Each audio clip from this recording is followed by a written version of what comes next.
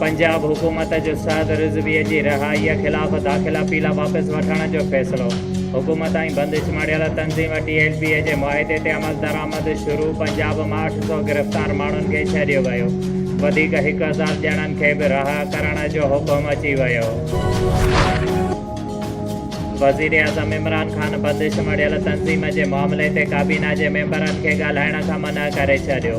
काबीना इजलास में ॿुधायो त हसास मामिलो आहे। स्टेयरिंग कमेटी उहो मामिलो ॾिसंदी। बंदिश मड़ियल TLP जा मुज़ाहिरीन वज़ीराबाद में मौजूदु मुज़ाहिरीन जो पार्क ऐं उन जे मैदान में खेमनि में क़याम। रावलपिंडीअ खां लाहौर वञण वारियुनि ट्रेनुनि जो रूट बहाल कयो वियो। GT रोड ते इस्लामाबाद खां गुजरात ताईं ट्रैफ़िक बहाल। वफ़ाक़ी वज़ीर फवाद चौधरीअ चयो आहे त वक़्तु हुयो जॾहिं सुन्नी तहरीक TLP खां वधीक पुरतशदुद हुई। वक़्त सां गॾु अहिड़ी जमायतुनि जो ख़ात्मो अची वेंदो।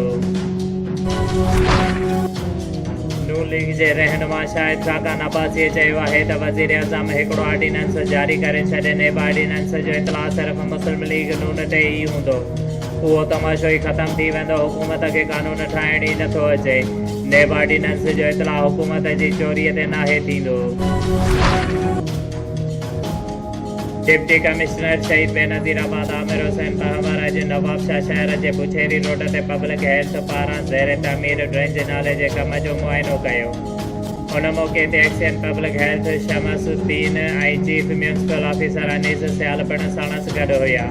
उन मौक़े ते अमलदारनि सां ॻाल्हाईंदे डिप्टी कमिश्नर चयो त शहरियुनि खे पीअण जो साफ़ पाणी, गंदे पाणीअ जे निकाल जो बहितरीन सहूलतूं फ़राहम करण लाइ पब्लिक हेल्थ इंजीनियरिंग ऐं म्यूनिसिपल कमेटी पंहिंजे कम जे पहिरीं बहितरीन आणे। हिन वक़्तु वधीक चयो त ड्रेंज नाले जी तामीर केतिरे ई अरसे खां जारी आहे, जंहिंजे करे ताज कॉलोनी ऐं भर पासे वारनि इलाइक़नि जे अवाम सां गॾोगॾु नवाबशाह शहर जे बुछेरी रोड खां दाख़िल थींदड़ शहरनि खे पिणु तमामु घणी परेशानी थी रही आहे।